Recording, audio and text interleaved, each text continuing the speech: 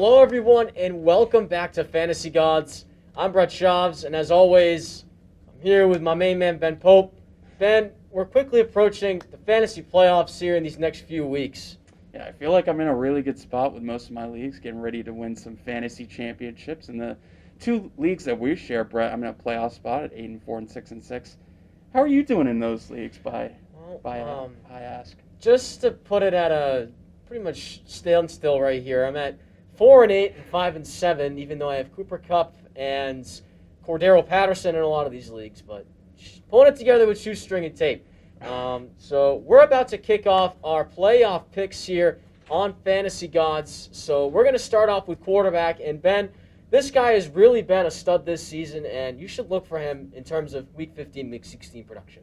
Yeah, just to give a little bit of a preference, we're talking about Week 14 through 17, the big playoff race. And I'm going to be talking about Aaron Rodgers as my quarterback here. So Aaron Rodgers, quarterback of the Green Bay Packers, has a really good playoff schedule coming up. And shout out to J.J. Zachariason at Late Round QB on Twitter if you want to check him out. Has some great stats about opposing defenses and how they've been doing against certain positions. So against the quarterback, the four teams that Rodgers is facing is the Bears, Minnesota, Cleveland, and Baltimore. All of those teams are in the top 15 of worst defenses allowing points against the quarterback position.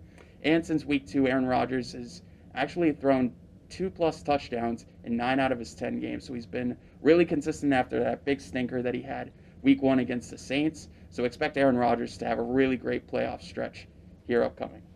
We've known Aaron Rodgers always to be one of the premier fantasy quarterbacks through any league that you're in, but especially in these times where Green Bay is starting to really rally things up and push for a deep playoff run, it's really important to emphasize the fact that Rodgers is important in a lot of fantasy playoff leagues.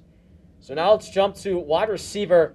I'm not going to talk about Cooper Kupp because that's almost a given here in a lot of playoff leagues. We're going to be talking about Deebo Samuel, the wide receiver from the San Francisco 49ers.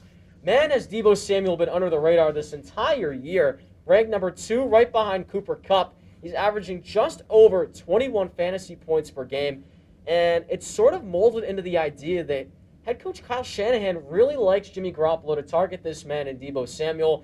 The two have really started to form that connection throughout the year, especially considering the fact that Deebo's been healthy as opposed to the injured years that he's had in the past. So taking a look at Deebo Samuel, just overall, he's really going to get you a lot more yards over touchdowns. He only has 5 total TDs on the season, but he has, I believe, a little over 7 games, over 100 yards receiving. So if you want someone that can rack you up those 100-yard games towards the playoff stretch, Deebo Samuel is certainly someone that you want in your lineup. And going forward, he's going to be one of the premier receivers coming off of his injury.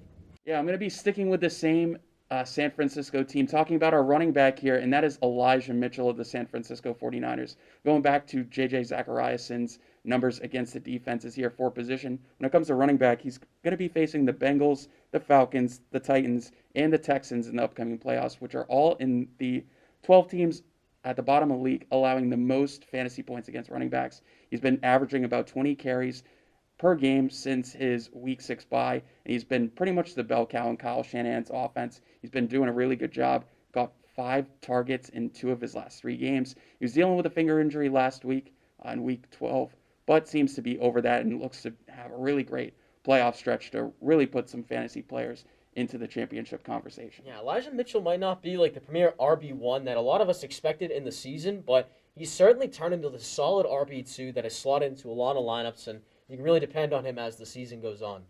So let's wrap it up and go to tight ends. I'm going to be talking about the number 11th ranked tight end here, and that's Pat Freiermuth from the Pittsburgh Steelers. This guy started off really slow as a rookie, and no one really expected him to be in this sort of position, but 4 touchdowns in the past 5 games for Mr. Freiermuth. Ben Roethlisberger's loved him in the red zone, and Eric Ebron's sort of taken a step back in terms of production, and it sort of turned out to be Pat Freiermuth as the main man in the Pittsburgh tight end room, 53 total targets as well. So right after his concussion, he's currently questionable as of this recording in the concussion protocol, but after his injury, he should be a starting tight end in a lot of playoff leagues. Yeah, and you have to think about this from a strategic perspective. Eric Ebron's missed the last couple of weeks with an injury as well, and even though Deontay Johnson and Chase Claypool are there, he's been, like you mentioned, a big threat in the red zone for the Steelers. So really good option there at a position that really doesn't have too much at tight end. Absolutely. Well, that does it here for the latest episode here of Fantasy Gods. Wishing you all happy holidays and best of luck in the playoffs. Thanks for watching, and as always, Keep calm, play fantasy.